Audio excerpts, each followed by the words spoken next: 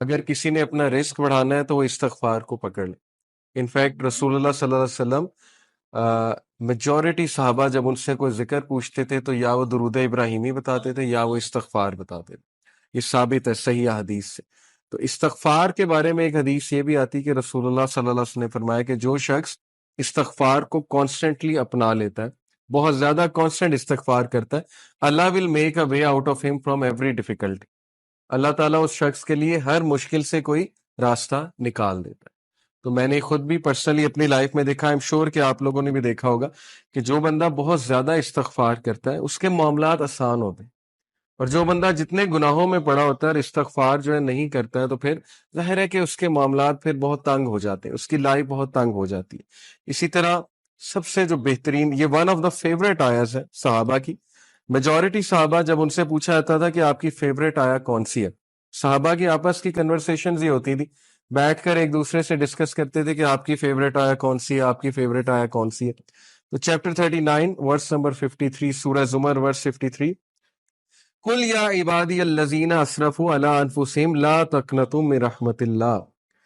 اے نبی کہہ دیجئے میرے بندوں سے، یہاں پر یا عبادی تمام انسانوں سے بات ہو رہی ہے، الذین اسرفوا علی انفسہم جو کہ زیادتی کر چکے ہیں اپنے نفس میں، who have crossed the limits. اسرفو یعنی کہ اسراف کر دیا ہوا ہے، زیادتی کر دی ہوئی ہے انہوں نے اپنے نفس پر. کیا کہو انہیں؟ لا تقنطوا من رحمت اللہ، کہ اللہ کی رحمت سے مایوس نہیں ہو. ان اللہ یغفر الذنوب جميعا، بے شک اللہ تعالیٰ تمام گناہ معاف کر دیتا ہے، تمام گناہ معاف کر دیتا ہے. ایک حدیث قدسی میں آتا ہے کہ اللہ سبحانہ تعالیٰ کہتے ہیں کہ اے ابن آدم، اگر تو میرے پاس گناہ لے کر آئے اور تیرے گناہ جو ہے وہ زمین سے آسمان تک جو ہے وہ ڈسٹنس کو فل کر رہے ہیں، لیکن تم اس سے سنسیئر ریپینٹنس کرتا ہے تو میں تجھے معاف کروں.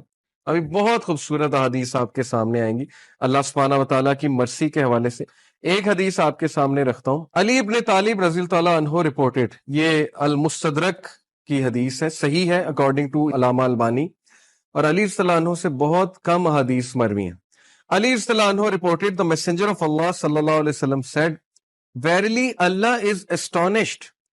اللہ کی astonishment یہ اللہ کا ایٹریبیوٹ ہے، اور اللہ کیسے اسٹانش ہوتا ہے یہ ایک ظاہر ہے کہ متشابہات میں سے اللہ نوز بیسٹ. لیکن اللہ از اسٹانشڈ ایٹ اے سرونٹ، اللہ ایک انسان پر اسٹانش ہوتا ہے when he says there is no God but you لا الہ الا انت but I have wronged myself so forgive me for none forgives sins but you.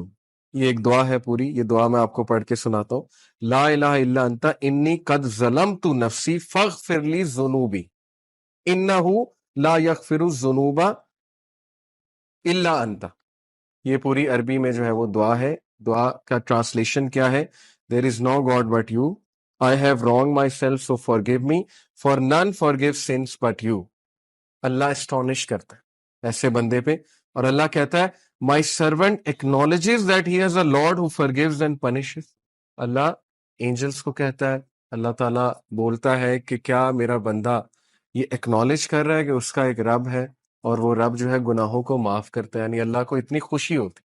اسی سے ریلیٹڈ ایک اور حدیث ہے کہ جب ایک گناہ گاری، صحیح بخاری کی حدیث ہے، جب ایک گناہ گار شخص اللہ سے گناہوں کی معافی مانگتا ہے تو اللہ کو اس طرح کی خوشی ہوتی ہے جیسے ایک انسان جس کا کیمل ڈیزرٹ میں لاسٹ ہو گیا تھا اور وہ اپنے کیمل کو ڈھونڈ رہا تھا، اور اس کیمل پہ سارا سامان تھا، اس کیمل پہ پانی بھی تھا، اس کا باقی بھی دیگر سامان تھا، اور اچانک اسے دور سے وہ کیمل چلا نظر آتا ہے تو وہ خوشی میں آپے سے باہر ہو کر جو ہے وہ یہ کہتا ہے کہ اے اللہ میں تیرا رب ہوں اور تو میرا بندہ ہے. یہ حدیث کے الفاظ، یعنی خوشی میں اس طرح کے الفاظ کہہ دیتا ہے. تو اللہ تعالیٰ کو اس لیول کی جو ہے وہ خوشی ہوتی جب گناہ گار بندہ اللہ سے بات کرتا ہے، جب گناہ گار بندہ اللہ سبحانہ و تعالیٰ کو پکارتا ہے. ہمیں آن دی ادر ہینڈ شیطان نے جو وسوسہ ڈالا ہے کہ تیرے تو اتنے گناہ ہے، تو اتنا گناہ گار ہے، تو اس قابل ہی نہیں کہ اللہ تک تیری بات پہنچے یا اللہ تجھے رپلائی کرے یا اللہ تیری آواز سنے. حدیث تو کمپلیٹلی اس کے برعکس کہہ رہی ہے. حدیث تو کہہ رہی ہے کہ گناہ گار بندہ جب توبہ کرتا ہے اس پر زیادہ خوشی ہوتی ہے اللہ تعالیٰ. And it perfectly make sense. میں ایک ٹیچر ہوں، آپ میں بھی شاید کوئی ٹیچر ہو. جب اچھے اسٹوڈنٹ جو ہے وہ اے لیتے رہے، اے اسٹار لیتے رہے، مجھے کوئی اتنی خوشی نہیں ہوتی، میں کوئی سرپرائز نہیں ہوتا ہوں. لیکن جب بیک بینچر اور ایک ایسا اسٹوڈنٹ جس کا ریکارڈ ہی کوئی نہیں ہے وہ اگر اچھے نمبر لے لے تو میں اسٹونش بھی ہوتا ہوں، اور ظاہر ہے کہ مجھے دگنی خوشی ہوتی ہے، شاید اس سے بھی زیادہ خوشی ہوتی ہے.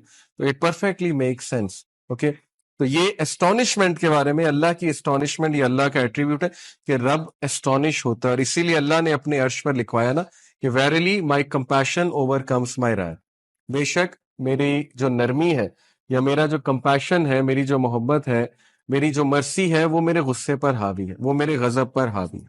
اور ایسا ہی ہے، ہم اپنی زندگی کے معاملات دیکھ لیں، اگر اللہ ہمیں ہمارے گناہوں پہ فوراً پکڑ شروع کر دے تو شاید ہم میں سے کوئی بھی زندہ نہ بچے، شاید ہم میں سے کوئی بھی جو ہے وہ اس زمین پر چل نہ سکے.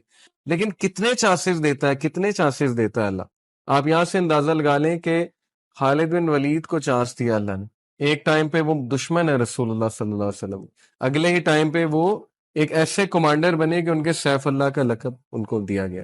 حالانکہ ظاہر ہے ایٹ ون مومنٹ گناہ کر رہے ہیں، نبی کے خلاف تلوار نکال رہے ہیں، اس سے بڑا گناہ اور کیا ہے. بہت بڑے بڑے گناہ لوگوں سے ہو جاتے ہیں، لیکن اللہ کا دروازہ ہمیشہ کھلا ہے. اللہ کا دروازہ کبھی بند نہیں ہوتا، انسان خود دروازہ بند کرتا ہے، اللہ کبھی دروازہ بند نہیں کرتا. اوکے، سو اس کے بعد میں توبہ کی کنڈیشنز کے بارے میں آپ سب سے بات کرنا چاہوں گا. بہت ضروری ہے کہ چونکہ توبہ ایک بہترین عمل ہے، بہت بڑا عمل ہے، یہ ہمارے باپ کا عمل ہے، حضرت آدم علیہ السلام کا عمل ہے. تو اٹ از امپورٹنٹ کہ ہم جانیں کہ سنسیئر ریپینٹنس ہوتی کیا ہے. اس سے پہلے ایک اور حدیث میں آپ کو سنا دوں، سنسیئر ریپینٹنس کی انشاءاللہ بات کر رہے ہیں.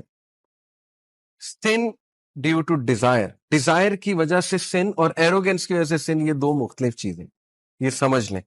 ابو نعیم رپورٹڈ، یہ حلیت الاولیاء ایک کتاب ہے بہت زبردست، اس میں سلف کے واقعات موجود ہیں. ابو نعیم رپورٹڈ سفیان ابن عیینہ رحمہ اللہ sad whoever commits a sin due to desire، جو بھی گناہ کرتا ہے خواہش کی وجہ سے. Verily whoever commits a sin due to desire we should hope for his repentance، ہمیں امید ہونی چاہیے کہ اس کا گناہ معاف ہو جائے گا. کیوں؟ Verily آدم علیہ السلام disobeyed due to desire and he was forgiven، کیونکہ ہمارے باپ آدم علیہ السلام نے ڈیزائر کی وجہ سے، ڈیزائر تھی نا کہ اللہ نے منع کیا ٹری سے نہیں کھانا، سیلف کنٹرول ظاہرہ لوز ہو گیا فار واٹ ایور ریزن، اور ڈیزائر کی وجہ سے جو ہے یا کیوریوسٹی کی وجہ سے ہے گناہ کر بیٹھے. تو انہوں نے کہا کہ انہوں نے سفیان ابن عیینہ نے کہ اگر کوئی شخص ڈیزائر کی وجہ سے گناہ کرتا ہے تو اس کی معافی ہے. But if a sin is committed due to pride and arrogance then fear that the perpetrator may be cursed. لیکن اگر کوئی شخص متکبر ہو کر، اور جیسے فرعون تھا، انا ربکم الاعلی، تکبر، ایک تو گناہ کر رہا ہے، بچوں کو مار رہا ہے، آگے سے اعلان کر رہا ہے کہ میں رب ہوں، میں زندگی دیتا ہوں، میں موت دیتا ہوں. تو یہ والا جو سن ہے اس کے بارے میں ہے کہ that person will be cursed. Verily Iblis disobeyed due to pride and he was cursed. انہوں نے کہا کتنا خوبصورت کمپیریزن ہے کہ آدم علیہ السلام نے بھی گناہ کیا لیکن وہ گناہ ڈیزائر کی وجہ سے تھا، پھسل گئے. لیکن ابلیس کا جو گناہ تھا وہ تکبر کی وجہ سے تھا، وہ پرائڈ کی وجہ سے تھا، تو وہ کرسڈ ہو گیا، اسی لیے ہم اسے رجیم کہتے ہیں.